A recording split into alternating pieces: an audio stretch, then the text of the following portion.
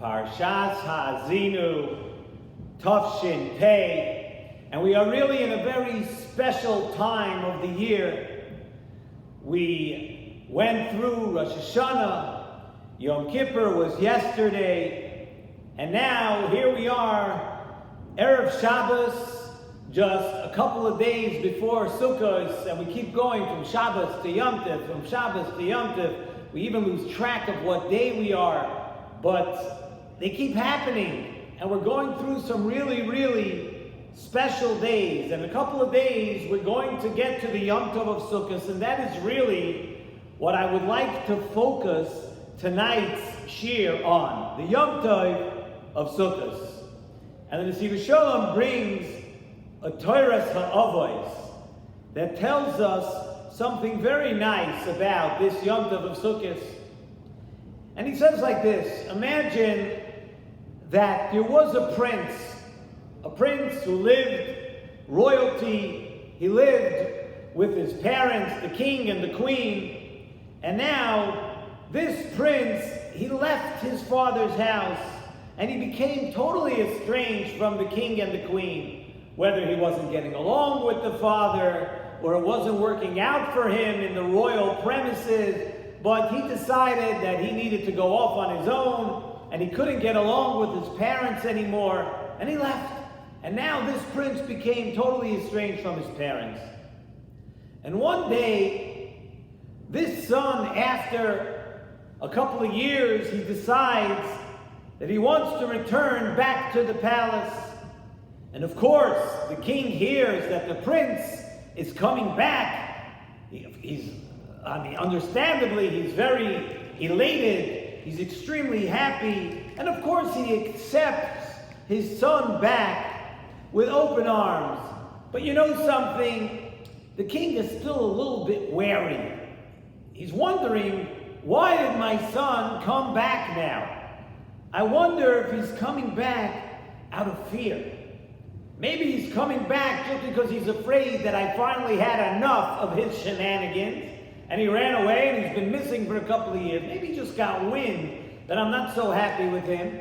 And maybe he came back home, he came back to the palace, he came back to the royal premises, he came out of fear. Maybe that's why he came back. And then, when the king verifies, and he knows that the son came back wholeheartedly, he came back because he loves his parents, he came back because he loves that life and he wants to be back with his parents. It's a tremendous simcha for the king. Because until now, of course, he was happy that his son came back, but he's a little wary. Maybe he doesn't really like me. Maybe he doesn't really want me. Maybe he came back out of fear. But once he verifies and he speaks it over and he finds out that the son came back because he actually loves the king and he wants to be home, he has a great simcha. The father realizes now that the son has come back with all his heart.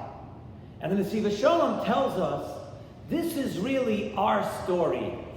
This is the story of Klal Yisrael that has gone through the past month and a half, going through the month of Elul, getting to the week of Slichos before Rosh Hashanah, Aseret Yemei Tshuva, Yom Kippur.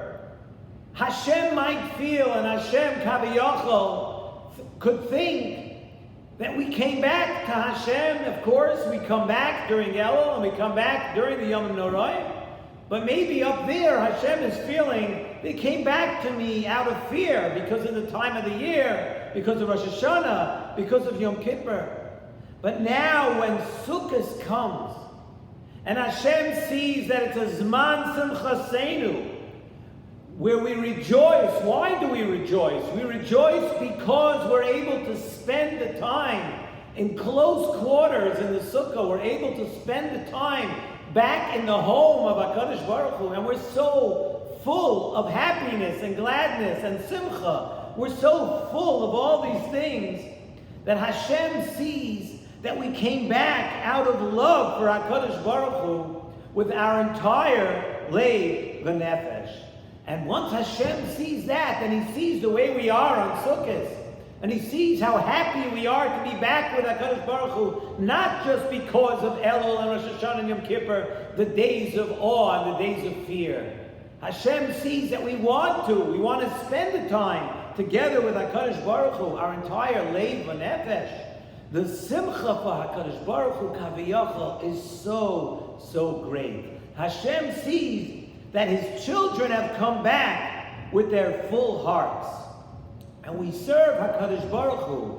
Zeman Simchaseinu, we serve HaKadosh Baruch Hu on Succos with great joy. And that Ava on Succos is actually represented in the mitzvah of Nisuch HaMayim. We know that there was a mitzvah of pouring the water on the Mizbeach, right? We have the Simchas Beis HaShoeva, and there was a mitzvah on Sukkot of pouring water on the Mizbeach. And we know that what does Mayim, water, represents what? Water represents the midah of chesed and ahava, pouring over, being over kind, and being overwhelmed with the will and the want to do for others and to give. Mayim always represents that, the giving and the pouring over and the pouring out. That's what water essentially does. And the mitzvah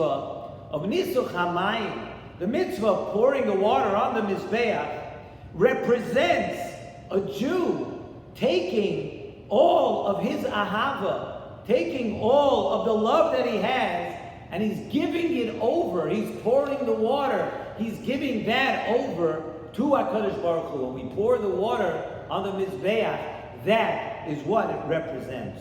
In other words, all of a person's love is now channeled in the right direction toward HaKadosh Baruch Hu. And that was really the great simcha of Simchas Beis HaShoeva. That was the simcha that we know even represents today when we do not, unfortunately, have the Beis HaMikdash, but we still commemorate and we rejoice in that celebration of Simchas Beis HaShoeva. And a person has to know and even remember that Simchas Beis HaShoeva represents that overabundance and of giving that we want to pour out, or our love and our chesed, and give it all over to HaKadosh Baruch Hu. And it's the perfect timing for one to do, it's the perfect thing to do after the Niyomim Noraim, when one is now so close to HaKadosh Baruch Hu. It comes, the Yontiv of Sukkot, there's no better time to show HaKadosh Baruch Hu that we return to you out of simcha. That is a real simcha, a true simcha, that we're so happy about the closeness that we attained with HaKadosh Baruch Hu. And the reaction to that closeness is the pure, unadulterated simcha that we show on Sukkot and the mitzvahs that come along with it, by the Lulav and the Esrog, by Simchas Beis HaShoeva. There's so much simcha and joy in all those things that we do. And the Beis Avraham tells us, we know, Ki imcha mikor hachayim. And the Beis Avraham tells us, you know what Ki imcha mikor hachayim means? That when a yid is imcha, when a yid is together and close to HaKadosh Baruch Hu, that is the mikor hachayim. That is the source of life. That's what gives us ultimately our energy to go through life, our energy to go on, our energy to realize that we're celebrated as Klal Yisrael, and that Hashem Kaviyachol celebrates in the closeness that we attain with HaKadosh Baruch Hu. And really, if you think about it, what is happiness? What is pure happiness? What does it mean for a person to actually be happy? And when it comes to a time like Sukkot, when it comes here, and the mitzvahs are all about being happy, a person has to ask, a person has to know, what is true happiness? What represents happiness in a person's life? And one thing we know for sure, and one thing that we've established, is that happiness is not all the illusionary pleasures of Olam Hazeh. We know the Klal Chazal tell us that by people and by physical pleasures and by monetary things and assets that a person has, we know Yesh Laimana Roitza Masayim. And we know Pashut Shadim, that means that if you give a person 100 of anything, whether it's $100, $100,000, he's not happy. You give a person 100, Yesh Laimana, he has 100 in his hand, Roitza Masayim. He wants 200. And just look at it.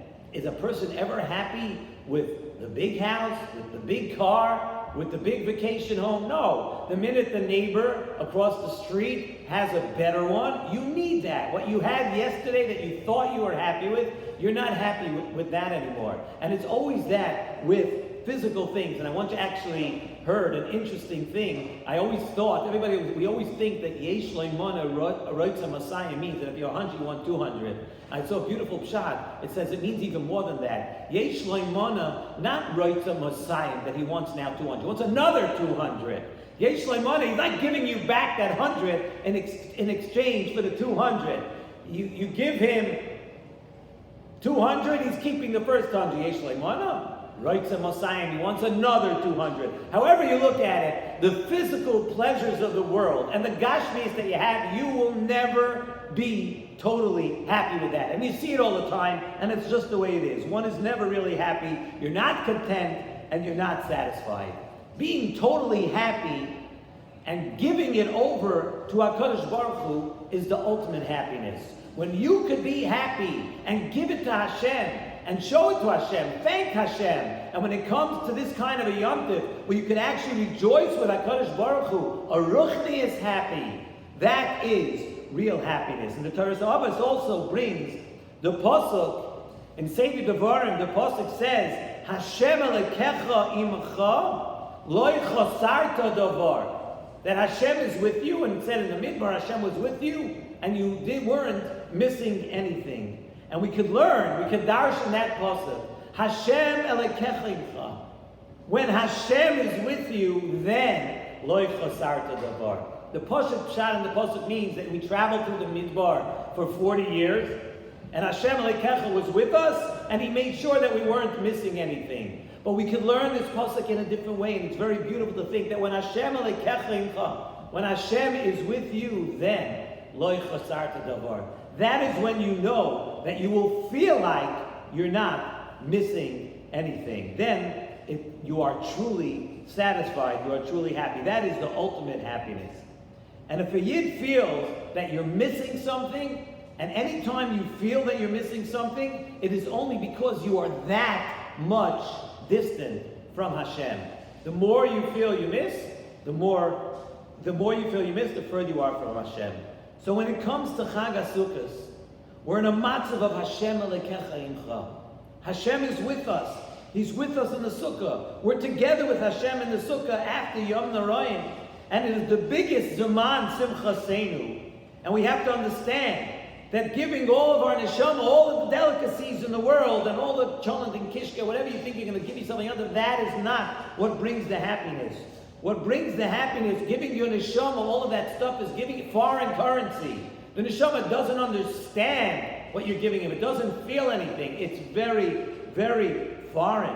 And what we have to give on Sukkot is to give our neshama the ruchnius, the ultimate happiness, the ultimate ruchnius, which is to give and thank Hashem and appreciate that we're Hashem Elokecha imcha. We're now sitting in the sukkah with HaKadosh Baruch Hu, and lo chasarta davar. Now, the closer we are to Hashem, that shows us that we are missing nothing. Let's take advantage of this Yontiv of Sukkot. Let's use it. Let's not come out, I always like to say, on the other side of the car wash, that where nothing happens to you. Let's use every day the Yontiv of Sukkot. Appreciate what we do have. Thank Hashem for everything in your life that you do have. And we should all be zoicha to a Chag Sameach, a beautiful Yontiv of Sukkot, and a good yard to everybody.